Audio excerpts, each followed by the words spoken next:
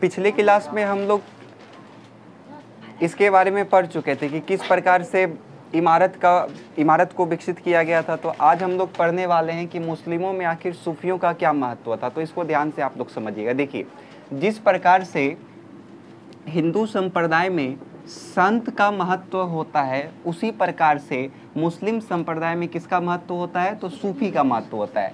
यहाँ पे एक खास बात ये है कि इन दोनों का जो विचार है वो बिल्कुल क्या है, सेम है। हम क्या बोल रहे हैं, बात समझ में आया? जो सूफी हैं और जो संत हैं वो दोनों का विचार क्या है, बिल्कुल और बिल्कुल सेम है। दोनों एक ही बात मानता है। जैसे हम लोग मानते हैं कि ईश्वर एक होता है, उसी प्रकार से सूफियों का मानना है कि अल्लाह क्या होता है, एक होता है, अल्लाह एक है। बात समझ में आया? यहाँ तक में किसी को कोई दिक्कत है? इन्होंने रहस्यवाद को माना। ये रहस्यवादी होते थे और एकेश्वरवादी होते थे। एकेश्वरवादी मतलब वही कि ईश्वर क्या है, एक है, अल्लाह एक है। बात समझ में आया? तो यहाँ पे आपको बोलना है कि हिंदू, जिस प्रकार से हिंदू में संत होते हैं उसी प्रकार से मुस्लिम धर्म में सूफी होते हैं। दोनों का विचार बिल्कुल क्या होता है, समान होता है। दोनों का मानना है कि ईश्वर या अल्लाह क्या होता है, एक होता है। ये रहस्यवादी और एकेश्वरवादी के होते हैं। 11वीं सदी के दौरान मध्य एशिया से कई सारा सूफी कहाँ आ गया, हिंदुस्तान आ गया। क्योंकि आपको पता है कि इसी समय कौन आ गया था भारत में, मोहम्मद गौरी। और मोहम्मद गौरी जब गया था वो किसको छोड़ के गया था, कुतुबुद्दीन ऐबक को। तो उसी दौरान में काफ़ी सारा सूफी लोग जो है वो कहाँ आने लगा, भारत आने लगा, और भारत में आकर के बसने लगा। जैसे आपको एक नाम हम बताए थे, अजमेर में कौन आया था, बताइए क्या नाम था, ख्वाजा मोइनुद्दीन चिश्ती। दिल्ली में कौन आया था, निजामुद्दीन, ख्वाजा निजामुद्दीन। नाम आप लोग को याद करना है ये वाला, निजामुद्दीन। और बताइए एक और आया था दिल्ली में, कुतुब मीनार कौन बनवाया था, कुतुबुद्दीन ऐबक। उसका गुरुजी का नाम क्या था, ख्वाजा, हाँ, बख्तियार, उसके बाद काकी, ख्वाजा बख्तियार काकी। ये कुछ प्रमुख संत है, संत बोलते हैं, सूफी है, जो कहाँ आया था, मध्य एशिया से भारत आया था। बात समझ में आया? तो इसमें किसी को कोई दिक्कत है यहाँ तक में? और ये लोग किसको मानता था, तो एकेश्वरवाद को मानता था। मतलब ईश्वर या अल्लाह क्या होता है, एक होता है। यहाँ तक में कोई दिक्कत? पूछेगा कि कौन से सदी में आया था, तो 12वीं सदी में आया था। कहाँ से आया था, तो मध्य एशिया से हिंदुस्तान आ गया था। क्योंकि इस समय हिंदुस्तान में दिल्ली सल्तनत का शासन क्या हो गया था, शुरू हो गया था। और ये दिल्ली सल्तनत का शासन शुरू होते होते पहले कौन आया था, बताइए? पहला कौन सा शासन था, तोमर, उसके बाद चौहान, उसके बाद गुलाम वंश यानी कि तुर्क शासक, उसके बाद खिलजी, उसके बाद तुगलक, उसके बाद सैयद, उसके बाद लोदी, उसके बाद मुगल। अब मुगल के बाद फिर धीरे धीरे अंग्रेज आना स्टार्ट हो गया था। अब समझ में आया?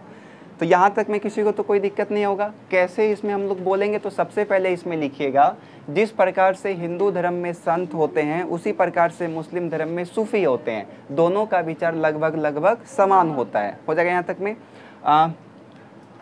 सूफी का मानना है कि, या फिर सूफी रहस्यवादी और एकेश्वरवाद को मानते हैं। इनका मानना है कि अल्लाह या ईश्वर क्या होते हैं, एक होते हैं। 11वीं सदी या 12वीं सदी में मध्य एशिया से हिंदुस्तान आए, जिसके प्रमुख नाम इस प्रकार हैं। अजमेर में ख्वाजा निजामुद्दीन चिश्ती, दिल्ली में ख्वाजा निजामुद्दीन, और दिल्ली में ही एक बख्तियार बोलते हैं, कुतुबुद्दीन ऐबक का गुरुजी जिसका नाम था ख्वाजा बख्तियार काकी। और इसी के लिए क्या बनवाया गया था, कुतुब मीनार बनवाया गया था। बात समझ में आया? तो इसमें यहाँ तक तो किसी को कोई दिक्कत नहीं होगा यहाँ तक। और एक बात याद रखिएगा, ये लोग जहाँ पे रहता था, जो संत, जो सूफी थे, वो जहाँ रहते थे उसको खान कहाँ बोलते थे। बात समझ में आया? जहाँ पे ये लोग रहता था उस क्षेत्र को हम लोग क्या बोलते थे, खान का। क्लियर यहाँ तक में?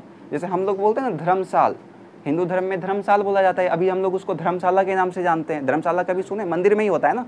उसी प्रकार से संत लोग, सूफी लोग जो जानते थे उसको क्या बोलते थे, खानका बोलते थे। आया समझ में? लिखिए पहले यहाँ तक लिखिए, सूफी एवं संतों का विचार और एक बात याद रखिएगा कि इन सूफियों ने भी मुस्लिम धर्म में भी काफ़ी ज़्यादा क्या था, धार्मिक आडंबर था, उसका इन्होंने क्या किया, विरोध किया। ये बात याद रहे। चलिए लिखिए, सूफी एवं संतों का विचार बिल्कुल समान था, बिल्कुल समान था, बिल्कुल समान था। ये रहस्यवादी व एकेश्वरवाद को मानते थे। ये रहस्यवादी या अकेश्वरवाद को मानते थे। ये रहस्यवादी या अकेश्वरवाद को मानते थे। ये रहस्यवादी या अकेश्वरवाद को मानते थे।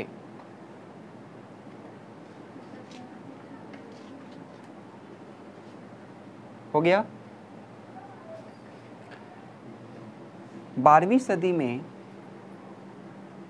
आया तो 11वीं सदी में ही था, लेकिन लिखिए 11वीं से 12वीं सदी में कई सूफी संत मध्य एशिया से, हाँ 11वीं से 12वीं सदी में कई सूफी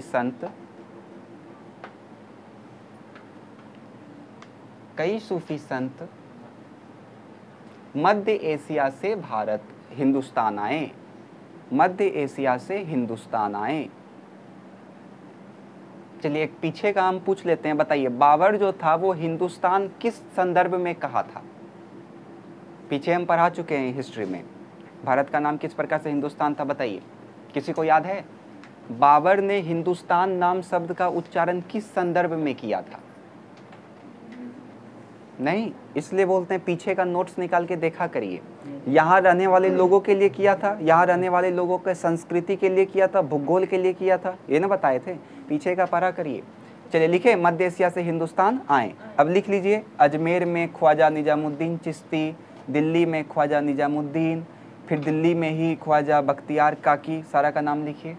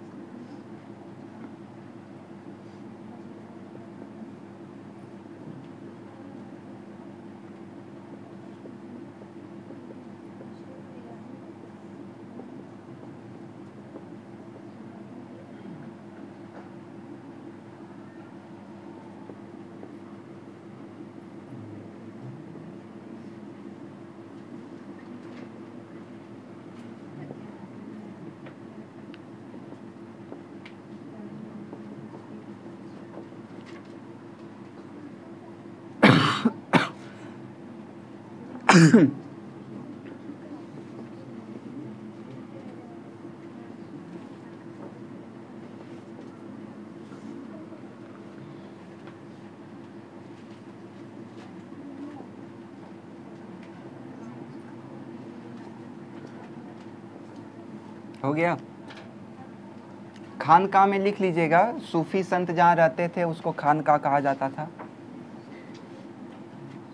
सूफी संत जहाँ रहते थे उसे खानका कहा जाता था। उसके बाद अगला स्टार दे करके लिखिए, उत्तर भारत में भक्ति का प्रसार। दक्षिण भारत खत्म हो गया आपका। उत्तर भारत में दक्षिण भक्ति का प्रसार।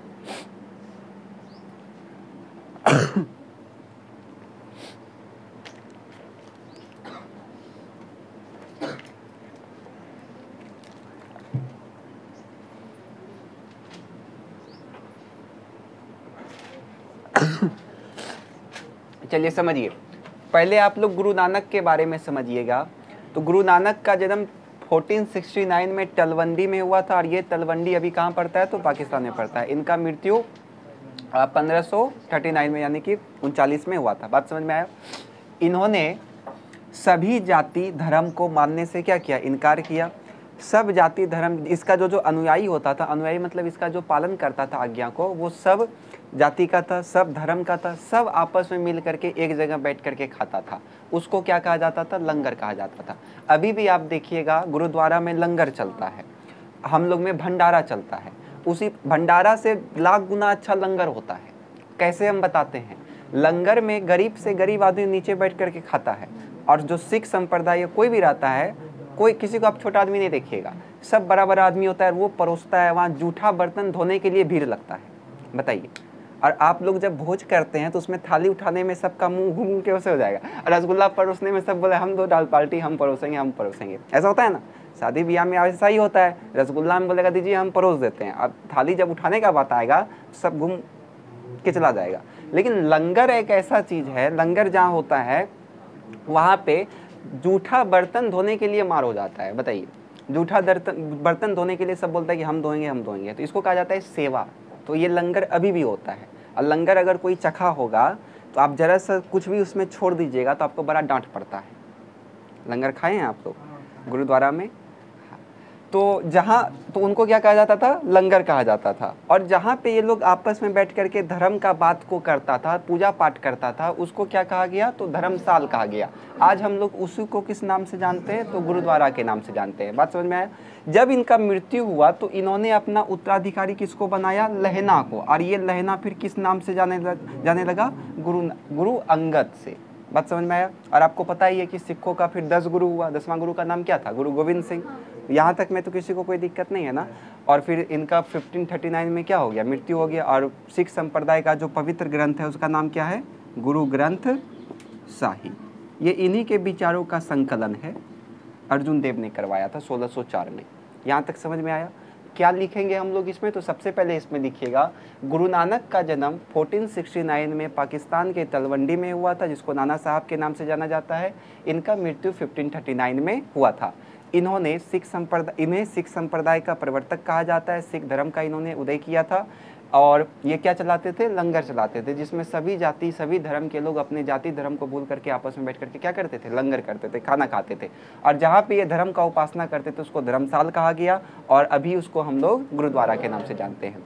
और इन्होंने अपना मृत्यु से पहले अपना उत्तराधिकारी गुरु अंगद को बनाया।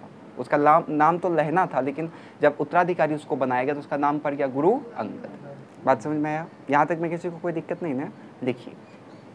उसके बाद एक कबीर जी आएंगे, उसके बाद हम लोग का ये चैप्टर खत्म हो जाएगा। फिर अगला चैप्टर में हम लोग प्रवेश करेंगे।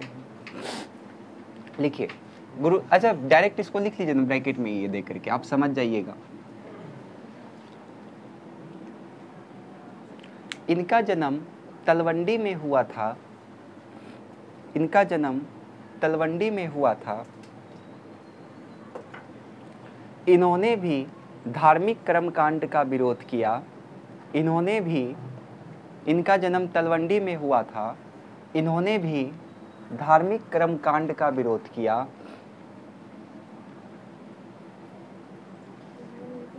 इन्होंने भी धार्मिक कर्मकांड का विरोध किया।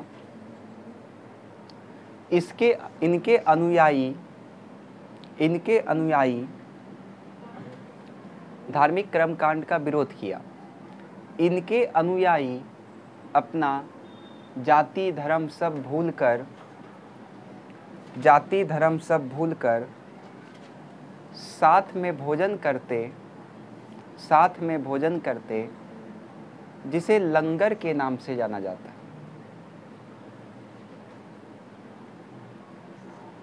जिसे लंगर के नाम से जाना जाता है। भोजन करते, जिसे लंगर के नाम से जाना जाता है। हो गया? एवं मृत्यु से पहले इन्होंने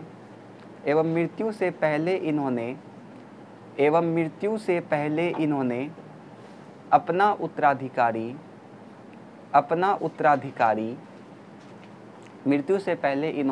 उत्तराधिकारी लहना, ब्रैकेट में लिख लीजिएगा, गुरु अंगद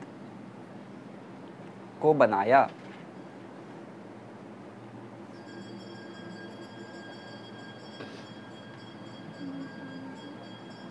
अब स्टार दे करके लिख लीजिए।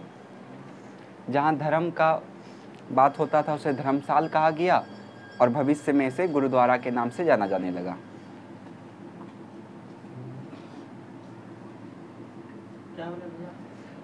स्टार दे करके लिखिए, जहाँ धर्म का बात होता था उसे धर्मसाल कहा गया, भविष्य में इसे गुरुद्वारा के नाम से जाना जाने लगा।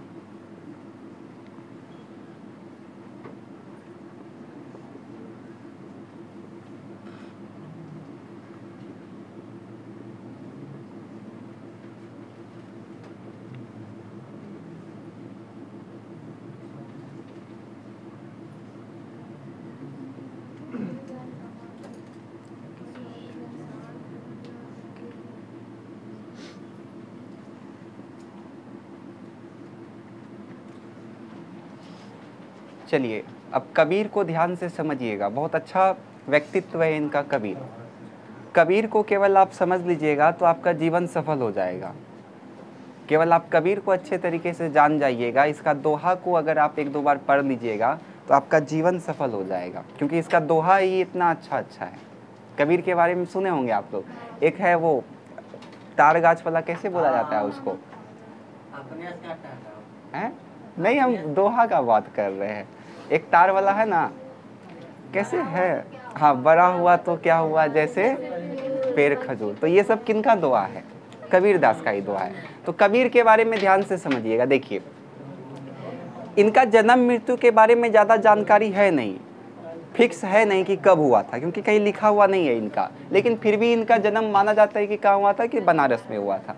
इन्होंने जो भी अपना रचना किया था उस रचना को गुरु ग्रंथ साहिब, बीजक और पंचवाहिनी जैसे ग्रंथों में भी संग्रहित किया गया था। अब आप सोच सकते हैं, कबीर नाम से ही पता चल रहा है आपको ये मुस्लिम संप्रदाय के हैं, लेकिन उसके बावजूद भी इसने सभी धर्म का क्या किया, धार्मिक आडंबर का विरोध किया। इन्होंने कहा कि धर्म में आडंबर नहीं होना चाहिए, सब धर्म एक है। इन्होंने कहा ये मानते हैं कि ईश्वर क्या है, निराकार है, ईश्वर एक है, ईश्वर का कोई आकार नहीं है। बीच में गप मत करिए। ये बोलते हैं कि ईश्वर क्या है, तो निराकार है, ईश्वर का कोई आकार नहीं है, ईश्वर एक है। बात समझ में आया। इनका जो भी वाणी था उसको गुरु ग्रंथ साहिब, बीजक और पंचवाहिनी जैसे ग्रंथों में भी क्या किया गया, तो संग्रहित किया गया। अब कबीर के बारे में आप इतना जान सकते हैं, कितना अच्छा ये दोहा बोला था एक बार। जैसे अगर ये वाला दोहा अगर आप मन में बैठा लीजिएगा तो जीवन में कभी भी आपको दुख का सामना नहीं करना पड़ेगा। बुरा जो देखन मैं चला, बुरा ना मिलिया कोई, जो मैंने देखा आपना, मुझसे बुरा ना। कितना अच्छा बात ये बोला, बहुत ज़्यादा विद्वान था ये। बुरा जो देखन मैं चला, मतलब बुरा जो मैंने देखना चला, कि आखिर बुरा कौन कौन है। बुरा ना मिलिया कोई, हमको बुरा कोई नहीं मिला।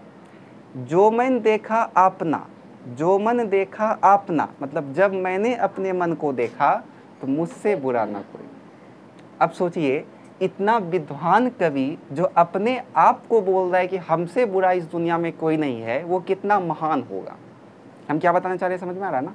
तो एक बार आप लोग भी मेरे साथ बोलिएगा ताकि आप लोग का मन में भी ये वाला दोहा बैठ जाए। स्टार्ट किया जाए, बोलिए। बुरा जो देख, हमको बोले नहीं। बुरा जो देखन मैं चला, बुरा जो देखन मैं चला, बुरा ना मिलिया कोई, बुरा ना मिलिया कोई, जो मन देखा आपना, जो मन देखा आपना, मुझसे बुरा ना कोई। बात समझ में आया। तो ये दोहा किनका है, कबीरदास का है। और एक दोहा और है जो आप लोग को, आप ही लोग के लिए है। क्यों आप लोग के लिए है वो दोहा, हम वो बता रहे हैं, क्योंकि आपको सफ़र थोड़ा लंबा तय करना है। 6 से लेकर के 12th तक का NCERT तय करना है, फिर स्टैंडर्ड बुक तय करना है। तो इस सफ़र क्या है, बहुत लंबा सफ़र है। इसलिए सबसे अच्छा दुआ आप लोग के लिए नहीं होता है तो लिख लीजिएगा इसको कॉपी में, कि धीरे धीरे रे मना, धीरे धीरे सब होए, माली सींचे 100 गरा, ऋतु आए फल होए। ये कौन, किसने कहा था, कबीर। मतलब धीरे धीरे रे मना, मन सब चीज़ क्या होता है, धीरे धीरे होता है। माली सींचे 100 घरा, ऋतु आए फल होए। माली जब 100 घरा फल को सींचता है, पौधा को सींचता है, उसके बावजूद भी जब फल ऋतु आता है तभी उसमें क्या होता है, फल होता है। तो ये दोहा आप ही लोग के लिए था कि धीरे धीरे रे मना, धीरे धीरे सब होए, माली सींचे 100 घरा, ऋतु आए फल होए। तो ये सब आप लोग को याद रखना पड़ेगा। जैसे कल भी आप लोग को एक दोहा बताए थे, कौन सा था, वैष्णव जन तो तेने कहिए, पीर पराई जाने रे। तो जो दोहा आपके बीच आ रहा है वो सब आपको याद रहना चाहिए हर हाल में, और याद हो जाएगा। अगर आप 6-7 बार पढ़िएगा तो आपको याद हो जाएगा। बात समझ में आया? तो कबीर के बारे में समझने में किसी को कोई दिक्कत है? कबीर के बारे में क्या लिखिएगा? कबीर का जन्म बनारस में हुआ था। इन्होंने भी धार्मिक कर्मकांड का विरोध किया। इनका जो वाणी है उसको गुरु ग्रंथ साहिब, बीजक और पंचवाणी जैसे ग्रंथों में भी क्या किया गया है? संग्रहित किया गया है। और इन्होंने माना कि ईश्वर क्या है? निराकार है। आया समझ में? चलिए लिखिए इसको। चैप्टर यहाँ पे आपका समाप्त हो गया ये वाला। अब हम लोग अगला चैप्टर की ओर बढ़ेंगे। लिखिए, कबीर का जन्म बनारस में हुआ था। कबीर का जन्म बनारस में हुआ था। कबीर का जन्म बनारस में हुआ था।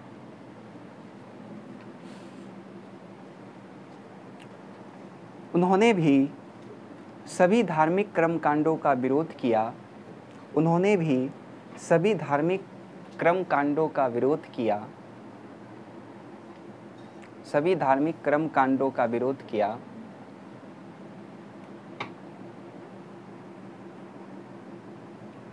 सभी धार्मिक कर्मकांडों का विरोध किया। इनके वाणी को गुरु ग्रंथ साहिब, इनके वाणी को गुरु ग्रंथ साहिब, बीजक एवं पंचवाणी में भी संग्रहित किया गया है। एवं पंचवाणी में भी संग्रहित किया गया है।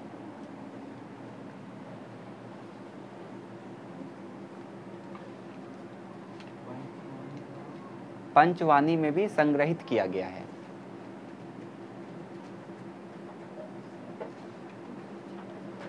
चलिए अब सब हेडिंग दीजिए। कुछ प्रसिद्ध दोहे, कबीर के कुछ प्रसिद्ध दोहे। कबीर के कुछ प्रसिद्ध दोहे। चलिए पहला दोहा लिख लीजिए। धीरे धीरे रे मना, धीरे धीरे सब होए, माली सींचे 100 घरा, ऋतु आए फल होए। धीरे धीरे रे मना, लिखिए, धीरे धीरे रे मना, धीरे धीरे सब होए। नीचे, धीरे धीरे सब होए, माली सींचे 100 घरा, माली सींचे 100 घरा, ऋतु आए फल होए।